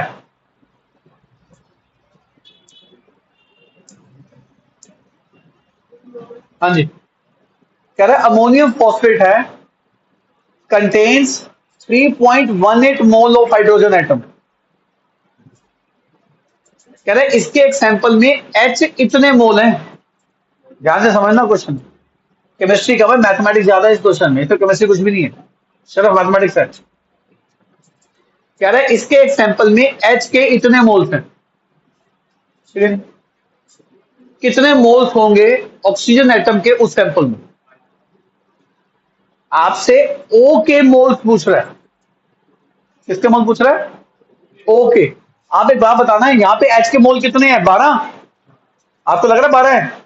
जब H 12 है तो O के मोल कितने हैं भाई? वहां पर 4 हैं। 12 में कितने हैं? 4। एक में कितने हो जाएंगे? और H हैं कितने? तो 3.18 में कितने O हो जाएंगे? 4/12 इंटू में, तो O के मोल आ जाएंगे नहीं आ जाएंगे? बोलिए क्या आ गया आंसर? क्लियर है? हाँ बताओ, इसमें कोई केमिस्ट्री थी, मैथमेटिक्स था?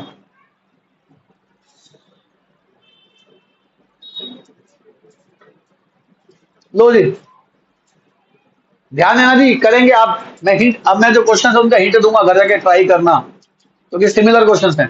देखो क्या कह रहा है, कह रहा है what is the total number of atom, atom निकालने टोटल, ये नहीं कार्बन, ये नहीं एच, कह रहा सारे एटम निकालो कितने में। सबसे पहले बच्चा क्या करेगा, पहले तो 25 मिली मास आ गया, इस मास को किससे डिवाइड करेगा, इसके मॉलिक्यूलर मास से डिवाइड कर देगा।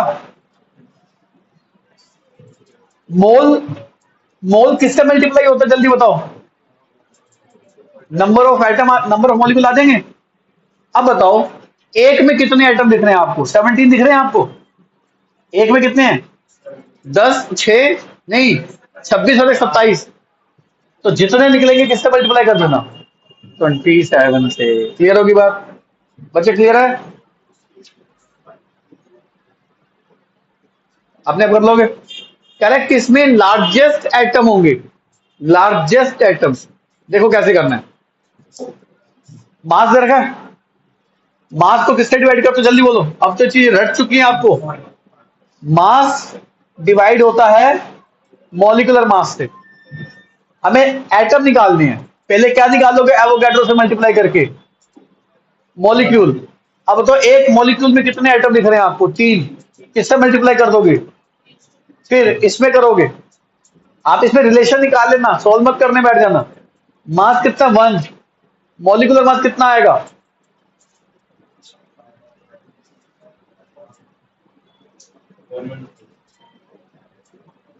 अच्छा तो ऑक्टेन है, ऑक्टेन का मास कितना होता है 11। आप में से किसी को याद है, मैंने 11th क्लास की इंट्रोडक्टरी क्लास में बताई थी कि हेप्टेन 100 होता है, अगर हेप्टेन 100 है तो 14 ऐड करते रहो, तो ऑक्टेन 114 होगा, याद है मैंने बताया था, तो अब यहां से कर लो। हाँ 114 इंटू क्या, एवोगैड्रो, हमें आइटम निकालने ना, बताना इसको किससे मल्टीप्लाई करेंगे, बोलो कितने आइटम है, 26। इसको देखो, ये इथेन है, मास upon molecular mass into Avogadro into, एक में कितने हैं 8, क्लियर है। ऐसे इसका मास, अच्छा लिथियम फ्लोराइड, भाई साहब लिथियम का मास आधे बच्चों को नहीं पता होता, वो कहता नंबर 3 तो मास 7 होता है, लिथियम का मास 7 होता है, और फ्लोरीन नंबर 9 मास 18 नहीं होता, मास 19 होता है। अब आप में से कुछ बच्चों को ये बात समझ में आ जाएगी कि सर ने 11th क्लास में पढ़ाना बाद में शुरू किया था, एटॉमिक मास पहले याद करवाए थे, तो किससे डिवाइड करेंगे बताओ, 1 अपॉन मल्टीप्लाइड बाय, अब बताओ एक में कितने आइटम है 2, मल्टीप्लाइड बाय, अब बताओ जी सबसे ज्यादा आइटम किसमें आ रहे हैं, जल्दी से देखेंगे बच्चे, जल्दी होगा ना, जितना टाइम नहीं है मेरे पास, जल्दी जल्दी जल्दी, सबसे ज्यादा आइटम किसमें आ रहे हैं,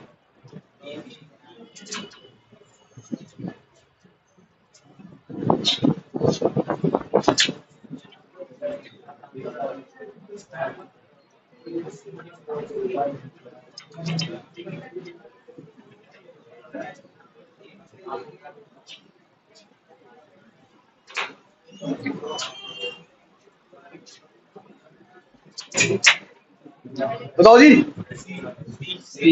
सी पक्का,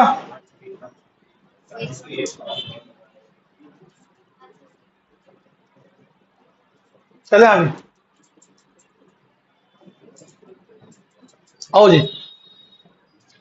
कह रहा है 4 ग्राम एन्यूएच, एन्यूएच का मॉलिक्यूलर मास रटा हुआ है, ना भी देता हमें पता था। 4 ग्राम एन्यूएच का मतलब कितना हो गया, 1/40, सॉरी 4/40, 4/40 मतलब कितने मोल्स, 0.1 मोल्स। कह रहा है 0.1 मोल एन्यूएच के हैं, contains same number of sodium ions in, कह रहा है उतने ही सोडियम किसमें होंगे, इधर आना जरा, आपको मोल कितने दिख रहे हैं इसके अंदर, कितने मोल है भाई, अरे मोल बोलो, जिसमें 0.1 मोल एन होगा सेम एटम हो जाएंगे, आना जरा, 10.6 डिवाइडेड बाय 106,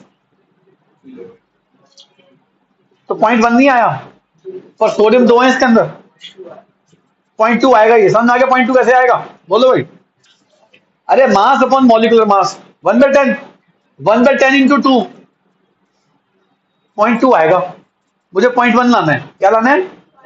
आ जाओ। 58.5 अपॉन 58.5 1 मोल, मुझे 1 मोल नहीं लाना, मुझे 0.1 मोल लाना है।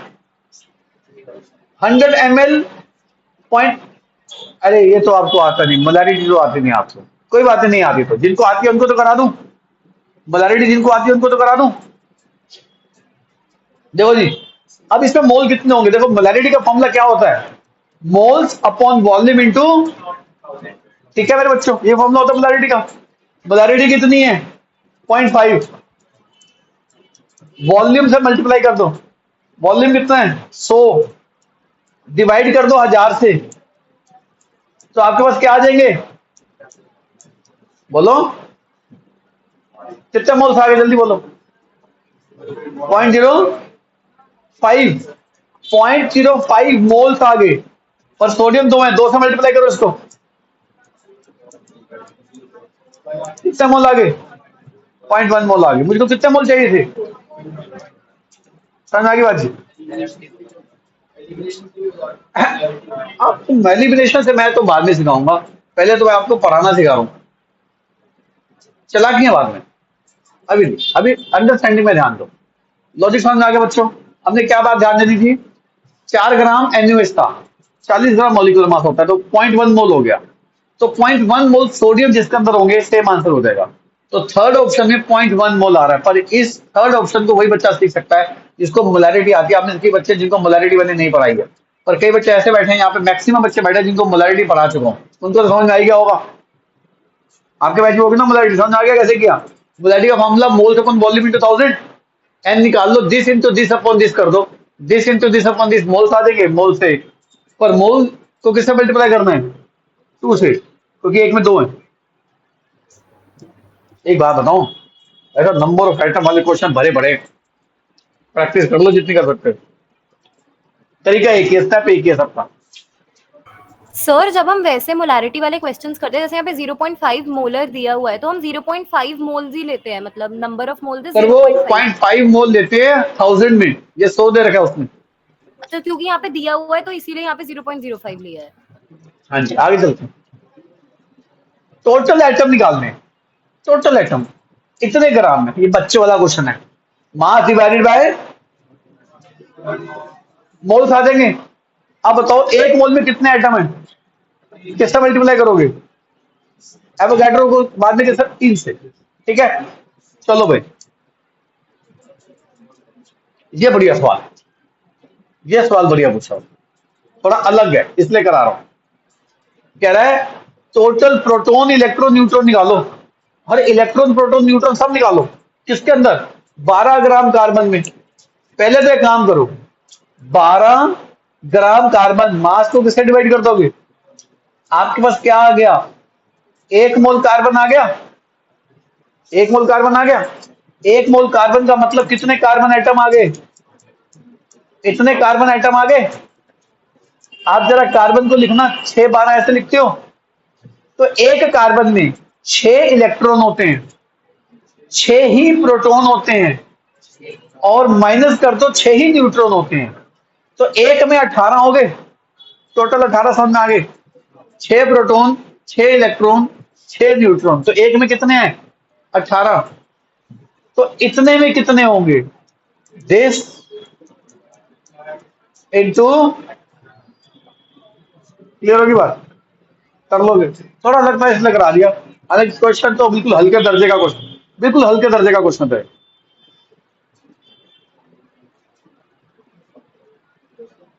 देखो जी, कह रहे कितने कैल्शियम आयंस होंगे, कह रहे कितने कैल्शियम आयंस होंगे और कितने Cl आयंस होंगे 111 ग्राम CaCl2 में।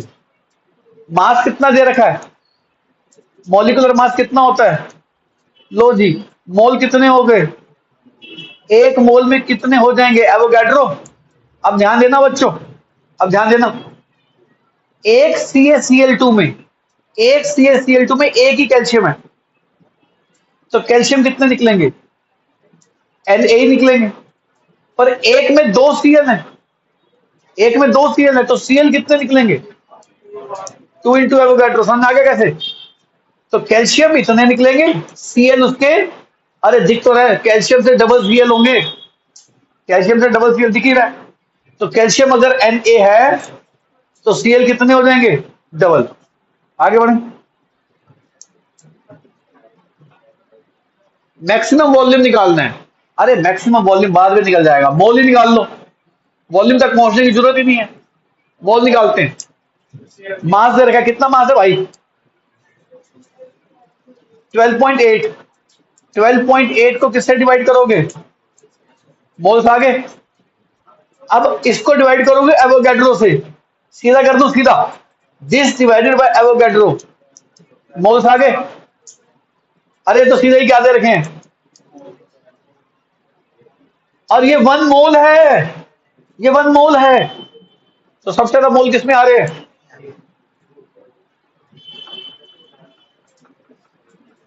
Next correct, number of moles पानी में निकाल, number of moles of water, number of moles of water निकालने हैं, इसमें इतने ग्राम है। सुन लो बच्चों क्या करेंगे, आप खुद करेंगे, इसको मैं आइडिया दे देता हूं। आप इसको डिवाइड करना इसके मॉलिक्यूलर मास पे, क्या देंगे, मोल्स, जितने मोल्स आएंगे मल्टीप्लाई कर देना एवोगैड्रो नंबर से, मॉलिक्यूल्स। आप बताना एक मॉलिक्यूल में कितने वाटर हैं, एक मॉलिक्यूल में कितने वाटर हैं, 2, मल्टीप्लाई किससे कर देना, सन आ जाए। एक बात बताओ बच्चे, मोल कंसेप्ट केमिस्ट्री कम है, मैथमेटिक्स ज्यादा है। तो जो बच्चे फंस रहे हैं ना, मैथमेटिक्स में फंस रहे हैं, केमिस्ट्री में नहीं फंस रहे। अब तो इस क्वेश्चन में मैंने कौन सी केमिस्ट्री लगाई है, कुछ भी तो नहीं लगाया। इसमें दिख रहा है 1 में 2 है, ये तो दिख ही रहा है। तो आप पहले क्या निकालेंगे, मास अपन मॉलिक्यूलर मास, मोल्स, मोल्स को किससे मल्टीप्लाई कर देंगे, एवोगैड्रो से क्या देंगे, मॉलिक्यूल्स, और एक मॉलिक्यूल में 2 है तो किससे मल्टीप्लाई कर देंगे, 2 से। करो ट्राई अपने आप, केमिस्ट्री का मैथमेटिक्स है। तो नेक्स्ट क्वेश्चन 49, अब ध्यान से कह रहे, अब देखो बच्चा रीड करते करते कैसे माइंड में कैलकुलेशन करता है, दिमाग में कैसे लेके चलता है बच्चा, जैसे बचपन से लेके आ रहा है। देखो जैसे ही उसने देखा 4.4 ग्राम CO2, तो उसको पता चल गया 0.1 मोल है। 0.1 मोल कैसे है, 4.4 डिवाइडेड बाय 44। तो आपने इसको क्या पढ़ना है, कितने मोल हो गए, 0.1 मोल। 2.24 लीटर, इसको डिवाइड करो 22.4 से, ये भी कितना हो जाएगा, ये भी 0.1 मोल हो जाएगा। कह रहे दोनों को कर दिया क्या, यानी कि टोटल मोल कितने हो गए, 0.2 मोल हो गए। आगे चलते हैं, टोटल नंबर ऑफ मॉलिक्यूल निकालने हैं, टोटल नंबर ऑफ मॉलिक्यूल निकालने हैं। तो टोटल मोल कितने हो गए, 0.2 मोल। 0.2 को किससे मल्टीप्लाई कर दो, निकाल लो मॉलिक्यूल, कितना आसान कर, समझा क्वेश्चन बच्चे। पर एक बार घर जाके खुद ट्राई करना है, माइंड को मजबूर करना है कि ये क्वेश्चन मैं खुद कर रहा हूं। अगर आपके माइंड को पता है क्वेश्चन सर करवा रहे हैं, एग्जाम में आपका माइंड नहीं निकाल पाएगा। सेम चीज घर जाके दोबारा कर लो, चाहे बच्चा जितना मर्जी का मैं क्वेश्चन करते करते बोर हो गया, दोबारा करो घर जाके इस क्वेश्चन। चले जी,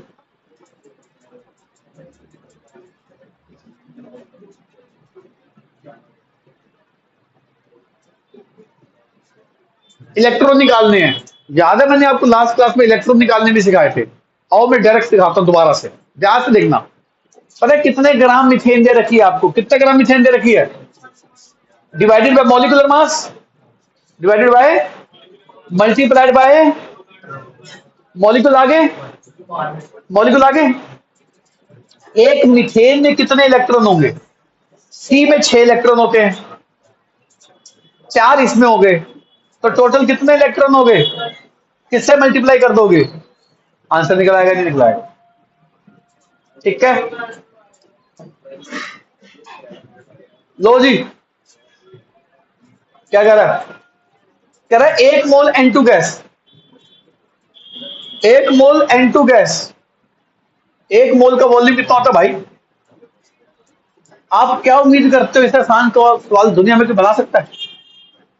आगे बढ़े, आगे बढ़ो। 23 ग्राम सोडियम, आप छोड़ दो भी, आपको तो रिएक्शन ही नहीं आती है।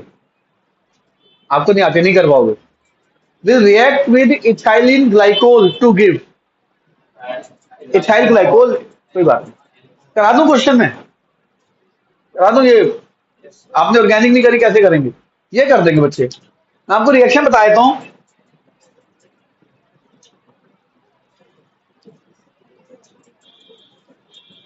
ये रहा इथेनॉल, रिएक्ट कर रहा है सोडियम से, दे रहा है CH3 CH2 ONA प्लस में हाइड्रोजन गैस। जब बैलेंस करोगे तो इसके आगे 2 लग जाएगा, इसके आगे 2 लग जाएगा और इसके आगे 2 लग जाएगा। अब क्वेश्चन कर लोगे? अब सोशियोमेट्री से क्वेश्चन हो जाएगा। पर ये 11th वाले छोड़ दो, 12th वालों को रिएक्शन पता कैसे करनी है तो ये कर लेंगे। आपको सोशियोमेट्री आती है, 12th में रिएक्शन सिखा देंगे, कर लेना इसको भी। तो क्वेश्चन जो है आप अपने आप ट्राई कर सकते हो, ज्यादा क्वेश्चन नहीं बचे हैं, मैक्सिमम क्वेश्चंस मैं करा चुका हूं। ठीक है जी। और अभी भी कोई बच्चा जो ऑनलाइन पढ़ रहा है उसको कोई भी डाउट हो वो इस नंबर पे कांटेक्ट कर सकता है, विमल सर। तब तक बाय, नमस्ते, ध्यान रखो।